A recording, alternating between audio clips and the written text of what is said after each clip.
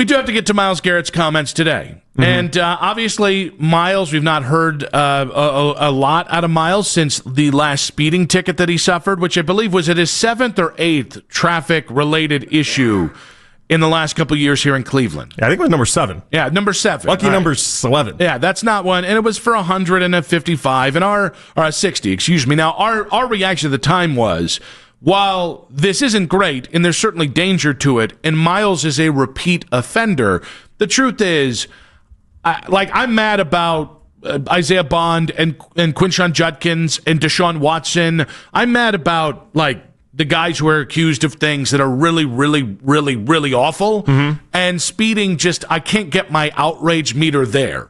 So pretty much today was perfunctory. Myles was really going to speak for the first time since this. All you have to do is come out and be like, I know I got to be better, and I keep it was this was an IQ test today. Can you just say the bare minimum? The same way, by the way, Isaiah Bond did yesterday. Yeah. So you've spoken on it, and then I'm going to get, but hey, respect the question. Here's the answer.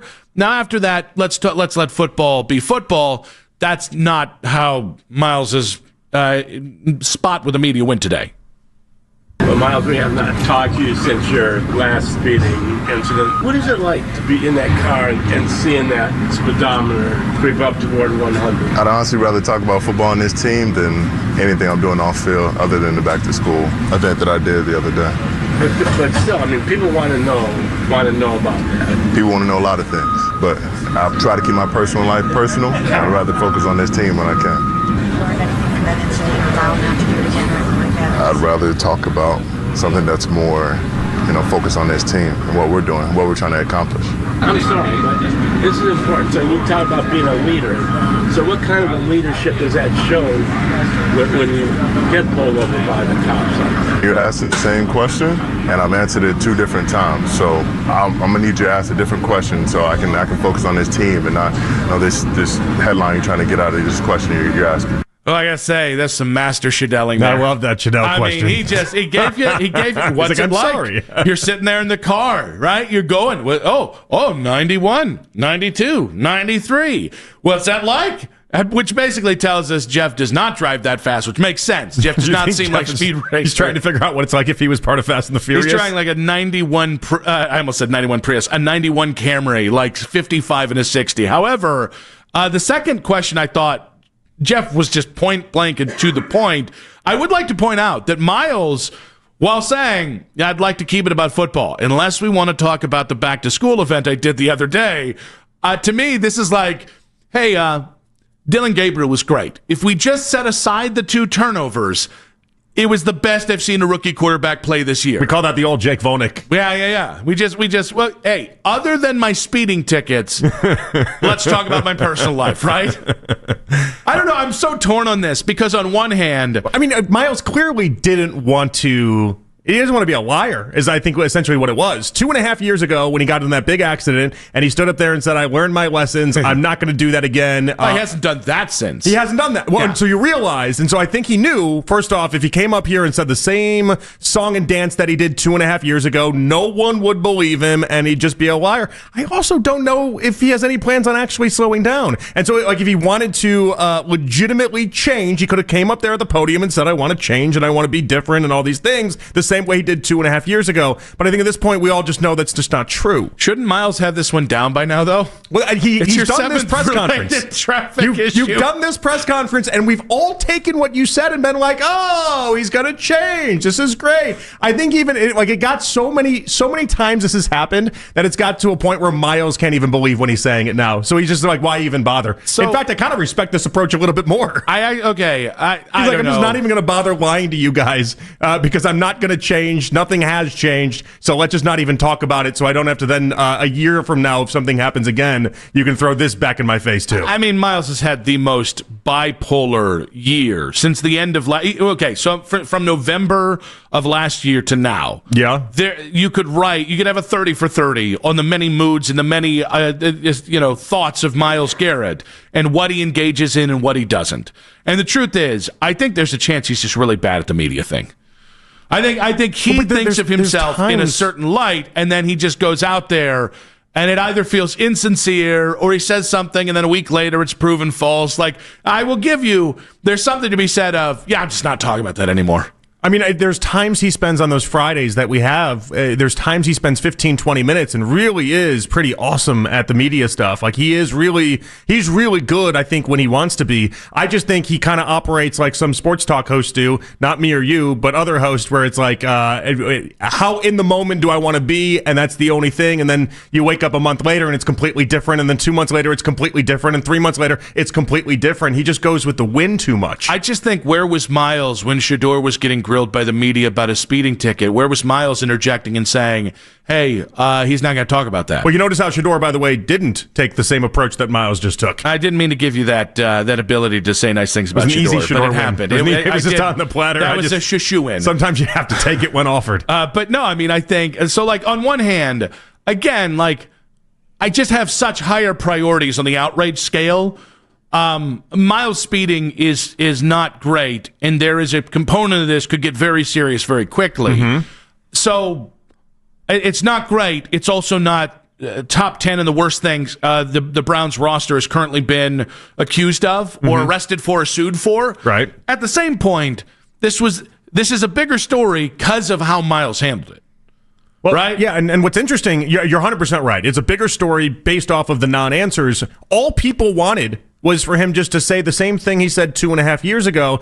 And I don't know, do you really think people, maybe I would have, because this is how I operate, do you think that many people would have been like, Myles, we heard that 2.5 years ago, I'm not believing you? Maybe I would have gone down that road. But Myles didn't even give us the chance to even entertain that. Yeah, I mean, I just think this was, like, in a way, it's like, Myles, you just could have said the bare minimum and gotten out of this without turning it into a bigger story. Because it would be a little surprised now if this response wasn't taken to a national level, if national people didn't pick up on this, and then it becomes about Myles instead of, by the way, it should be more about football than speeding right now. Well, you just made it more about yourself. What it sounds like to me is a person that's mad he's even being asked about it, and it sounds like to me a person that doesn't actually see the problem with going 100 miles per hour. And again, it's not. I don't care in a great deal on this. I'm not trying to get on some high horse or something and be like, you can never speed. But there's a lack of an acknowledgement that his speeding within driving has been an issue. And you can tell in not answering it, he's frustrated that these are even questions that he has to answer because he doesn't know that he's doing anything wrong. Slow down! Or hire a driver. If you don't want to get asked questions about it, don't speed. Listen, I am with the people who was like, all right, guys, we do have bigger fish to fry here, specifically on this team. But like, at the same point, if you don't like the questions, you can always change your behavior. And, like, the point is, Myles isn't a kid anymore. He's a grown man. He's going to be 30 soon. We're on the back half of his career, very likely in the NFL, probably the last 5 years of his career, somewhere in there. Like, this is part of the job. So, like, with respect, there's a lot of questions or there's a lot of comments that I think most people in a public field tend to take in that they don't care about on some level. I will say, the only wrong response to somewhat serious speeding charges is, I'm not talking about that. I'm just about football. Well, then don't drive fast. Make it easy on all of us. You can make it easy on all of us. I wonder if he took the same energy to Andrew Berry and Kevin Stefanski. Because that would be interesting. Because it's not like they have much of a recourse. Everyone on the team and everyone in the front office is acknowledged. Do you think they say he's just awesome at football and that's why he's on this team, so we don't care about anything else, which is a fine stance to take, by the way. But it's not like Myles Garrett is... I'd be surprised now after hearing that if Myles Garrett had gone to the front office and been like, I'm so sorry. I learned my lesson. This is my mistake. I'll be better, and I'm going to be the leader you want. And it's not happening, guys. Myles, this latest speeding thing, we got to talk about it. I'm good. They might have even laughed about it. Who knows? He said he's good, guys. I don't know what. I mean, honestly, he's so dismissive of it to the point where you just wonder if he. I just don't think he wants to even acknowledge that it's a problem in his life. And here's what I will tell you to the people. And again, my take is this is not a big deal. Myles made a big deal with his answer. So I'm not outraged by it. I honestly think his attempt at the tact on this is mildly funny in that it's just so brazen. Like, no, that's not what I'm doing. Guy who's talked about his personal life plenty times over and certainly had a big case against the organization about 9 months ago that we've all conveniently forgotten. There is a point, though, where it's like, all right, You better never do that, because people always take speeding to, well, people get killed for reckless speeding all the time. This is where you have to think ahead at your consequences about how things are going to be received.